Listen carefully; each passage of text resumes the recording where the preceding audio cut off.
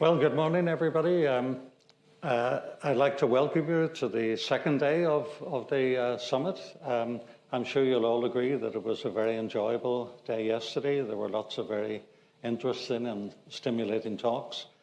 And we also had a nice evening in the pub. I think some people may be still there. Today we have, again, a full program, so I'm going to move on very quickly to my own talk. I'm Michael McTeer. I come from Ulster, Ulster University. I'm actually a retired professor there, and I've been involved in a variety of projects, and one of them I'm going to talk about today. It's about developing a chatbot to support people with mental health problems in remote areas. Now, we're all familiar with these devices, and the technology behind them is quite often referred to as conversational AI, which is actually part of the title of this summit as well. This is something I've actually been interested and fascinated by for a long, long time. But way back when I first started, of course, none of this was available, and my colleagues just thought that I was a bit of a fantasist, really, that I was thinking about this that would never come off. But of course, when you shift forward to just about 5 years ago, all the big companies, Google, Amazon, Facebook, and so on, have become interested, and they have large teams developing systems in conversational AI. So, for example, one sort of side of the work is more the research end that I was originally interested in myself. That's the basic idea of, can you get a computer to engage in a conversation? You would think that's a simple thing. We have been able to do that since we were little children. In fact, my first work, my doctoral work, was on the development of children's conversational competence. But it turns out it's not just quite so easy. And we now have teams from Google with their Mina system and their Lambda system. We have Facebook with BlenderBot. And of course, we also had the Alexa Prize, the social bots developed there. And probably you know that the team from Heriot Watt here in Edinburgh actually achieved third place 2 years running. That's internationally against all the other teams in the competition with their social bot that they called Alana. All that sort of work, of course, involves a lot of resource, enormous language models, computing power, deep neural networks, work on transfer learning, one-shot learning, and so on. I'm not going to talk about that. I'm going to talk about the other side of conversational AI, which is the applications. So, for example, we've heard about conversational commerce. There's a lot of work now in healthcare, for example, in mental health support. And also I'm involved in a project to do with the care of the elderly, which if I get time, I'll just mention very briefly towards the end. So the Chatpal project that I'm going to talk about, it's, as I say, to support people in remote areas. We have partners from a variety of countries that are in what has been called the peripheral areas of Europe. So Northern Ireland is one of those. We always see ourselves as being a bit peripheral, even to the UK. And then we had partners in Finland, Sweden, the Western Isles of Scotland, and there'll be a bit more about that later on for those of you who speak Scottish Gaelic. And we have a company called Action Mental Health in Northern Ireland. So it's a multilingual project, which gave us some challenges to address. Talk about that later as well. We developed it, there was extensive requirements gathering. People talked about that yesterday, so I'll not be going through too much of that again today. And we developed it using Rasa. I'm going to focus a bit more on the technical aspects. There's a reference, really, about the initial work that was done about whether chatbots would be useful in this sort of environment. So if you get hold of the slides, you can access that paper. So Our initial approach then was to do co-design. We heard a lot about that yesterday. Requirements gathering. It was hampered a little bit by the pandemic, so a lot of this had to be done. It did start before the pandemic, but then as time went on, we had to do a lot of this through online communication, which maybe hampered a little bit. But we developed a lot of content that was going to be used for the chatbot, and also the requirements. And as you can see from the little Venn diagram over here, there's really a bit of an intersection between what the technology provides, what chatbots can do well, but then there's also what people actually really want. You don't really want to be developing technology that people will never use, so it's very important to get the user requirements. And then the bottom part, what the professionals will endorse, that's the sort of ethical side of things as well, and the usability from the point of view of the professionals. So we had various constraints, and this will come out as well when I talk about how we developed the chatbot. We didn't try to emulate Mina and chatbots like that. We had to cut back to meet these other constraints. So that's an important consideration for what we were doing. I think that has a bearing on a lot of these more applied type of applications. So one thing to emphasize is we weren't doing diagnosis. There are systems around like Wobot, for example, in Stanford, that actually will diagnose mental illness from the conversation that people are having with the chatbot. We were actually using cognitive behavior therapy, in particular actually a program called PERMA. Now, I don't know an awful lot about that. That's not my end of it, really. But which was promoting things like positive emotion, engagement, relationships, and so on. So that was a main sort of part of it. It was rather sort of an instructional type of interaction. And that formed the main content. But then there were other sort of activities that people could engage in. So as you can see here, on the top left, you had the positive steps for change. But there was also then a thoughts diary that people could. Now, this wasn't actually maintained computationally. They would do that as a separate activity, and it wasn't actually monitored. We didn't go into that. There were exercises, not physical ones in this case, but more mental exercises that people could engage in. And these were then maintained, really, that people could go back over them. So this would be the sort of interface that people would meet on the first encounter with the system after they'd done the onboarding, and then they would make a choice. So it was very much sort of menu-driven like this. You could type in a message, which I'll come to later, but it was basically pretty much quick replies or little buttons like this for the user input. And so it was fairly much a system-directed type of interaction. This is the basic sort of architecture. My focus will be on this bit in here to do with Rasa, but it runs on Android and iOS phones. A lot of work went into that, really. As I say, it's more the sort of Rasa part that I'll be talking about. So just to give an idea, this would be the sort of welcoming where, well, different options are given here. So in this particular one, the user has chosen a positive activity goal, and then you get a response and so on. I'll go back later into how that actually happens.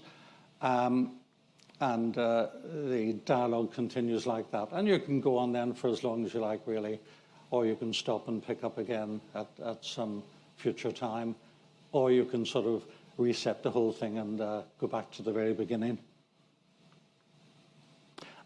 So how do we do this? Now, in the light of some of the things that Kane was saying yesterday, that this wouldn't be the way to go, but basically we had this idea of a very, very complicated conversation flow. This is the sort of a mapping of some of that. It's not all of it. So our colleagues in Munster, in Cork, who developed this, did a tremendous amount of work, really, in trying to implement this. And the way that was done, it was first of all, as I've been pointing out, a system-directed type of interaction. Basically, the idea the chatbot says something. By the way, it's not voice-driven, it's text-based. So the chatbot would output a message, giving some options for response. The user would select a response, and then the chatbot would react to that, and it would sort of go on like that in that sort of circle. There are one or two ways in which the user could say things, which I'll come to a bit later on. Now, those flows that we saw, they were actually then implemented as stories within Rasa, where stories are little sort of interaction flows that you can have. They can be of a variety of different lengths and so on. And from what the user responded, these would then be seen as intents. So there were actually about 500 stories, which is quite enormous, and there are almost 200 intents. But the intents, as I say, were mostly these quick responses. In some cases, that they could be actual natural language, free text. But by and large, we didn't actually use that, so we weren't using the full capabilities of Rasa in that respect. As I say, it was multilingual. I'll show an example of Scottish Gaelic in a minute.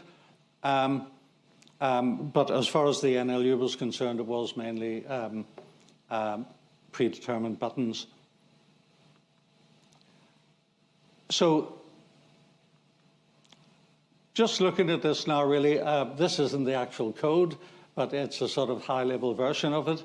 So in this particular dialogue, the user had indicated that they wanted to look at positive activity goals. So that was a story then within, which would have a sort of interaction flow. And that would lead to the system then outputting an action to utter a motivational message. In fact, I just noticed that there's a slight mistake in this slide, which I'd sent the corrected version in, but we don't have it here. So I'll come to that in a minute. And so then the response would be output, which you can see here, simple little things. And a button would come up for yes, where the user could then proceed. They didn't actually have a choice there, well, unless they wanted to exit. That would then lead to the next item in the story. So we have an affirm, which is the intent associated with the word yes. And at that case, we would actually have, that should read utter, ask, PAG, intro. So it's actually a different action and a different utterance within the story that's developing. So apologies for that, a little bit of a mistake. And that will then output that particular response.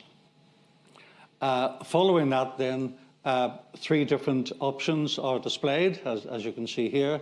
And the green just indicates that those are buttons that are going to come up. So it sort of worked the whole way through like that. That's just a very simple implementation of the technology. But that just shows how the intents, which are mainly expressed by the user by pressing on the buttons, and then those then are captured and related to particular stories that they're part of. And generally that has worked fairly successfully. I mean, there was a long period where we had trials and changes and so on, but generally it does work fairly smoothly. Now, as I say, normally you have the buttons, but what happens then if the user actually types in something? This is a bit of a contrived example. We actually did have intents with natural language. So what you have here is the attribute, like health topic at the top, and then an instance of that, a value of that would be sleep. In this particular case, in fact, this again was another little mistake. This arrow should point to here. That I want to talk about nutrition actually matches this template, indicating that it's a health topic and the actual value of that is nutrition.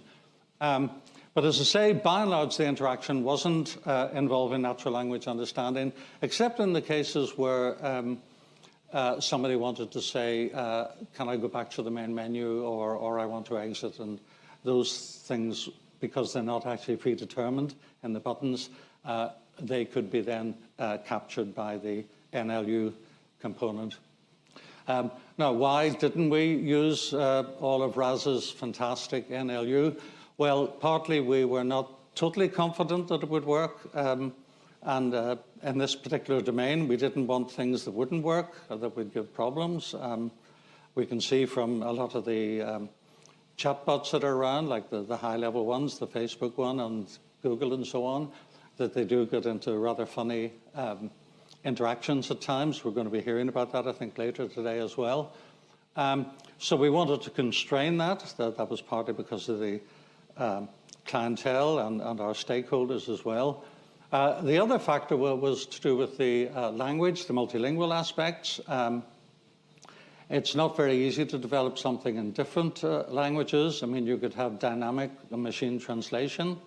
I was recently examining a thesis at Heriot-Watt where that was being done for English and then Finnish, but they actually found they were getting very funny results in the Finnish because using Google, I think, Translate. And so we didn't want to get into that.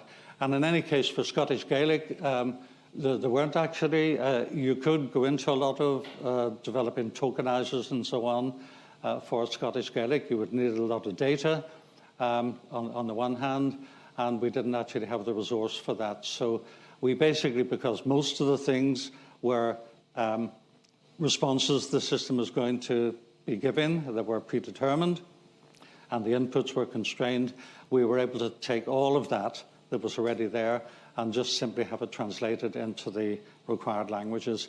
So that wouldn't maybe scale up to a very open domain system, but it was certainly good enough for our needs. And so for those of you who speak Scottish Gaelic, you could select that in the buttons here, and then you would get a dialogue in Gaelic. I'm sorry I can't read those out. I don't know how to say it, but you can sort of see that works quite successfully. We're actually going to be having a meeting at the end of this month in Stornoway, and it'll be good to meet our partners. It'll be the first time we'll have met the rest of the team in person due to the pandemic. So future work, we have done some trials, some initial trials. That's reported in one of the papers earlier on. But there's a lot more work to be done, and we're going to be trialing it now in the wild as such, and not with a small bunch of users across the different areas in the project. And we'll be assessing, as well as the technology, we'll be assessing the actual usability and usefulness and efficiency of our Chatpal chatbot. I just want to then, in summing up, I want to mention a couple of other projects that I'm involved in that are a little bit similar. So this is also a European project. It's within the RISE program, which mainly involves traveling to other countries and spending time there, which again has not been possible in the pandemic. We're beginning to catch up a little bit now. I was in Germany back in November. And again, it's looking into mental health issues for people with mild depression. Some of the things are similar to what we've been doing in Chatpal. That's looking at the pros and cons of using chatbots more generally. Some of the functionalities go beyond what we were doing. So, well, mood tracking we do in Chatpal, but things like intelligent reminding and motivating by suggesting activities and so on. And then particularly we've been doing stuff on emotion analysis. When I say we, it's actually our colleague Anna Esposito in Italy, who's an expert in this, taking the speech, it's a speech-based system, to do emotion recognition and then to make various inferences from that Actually, sentiment analysis and dialogue, act analysis and so on come into that as well. Our main coordinator is from Granada in Spain, and we have partners in Germany and Northern Ireland and Italy. And another project is the Vita project. This is a very large project. It's EU-Japan, so we haven't been able to travel to each other, but we're doing roughly the same sorts of things, but it's a multidisciplinary, so the psychology of mental health, this is care of the elderly, comes into it a lot. We're developing a virtual coaching system. Again, we had the same process of co-design, and all of that work's been done. And we're just starting now in the dialogue management and natural language understanding part of it, also using Rasa, and also using knowledge graphs to keep information about the user and about general things and so on as well. So it's a bit more sort of advanced in the technology, but we haven't anything to say about that as yet. It's mainly the earlier co-design that's been done, but by the end of this month, we have a deliverable of a prototype coming up, so maybe next time I'll be able to talk about that. So I'd just like to acknowledge the first two, Indica and Alex, are from Munster. They were the ones who did the development work. Courtney, Raymond, and Morris from Ulster, my colleagues, and Frida from Sweden. So thank you very much. I think I've just about managed it on time.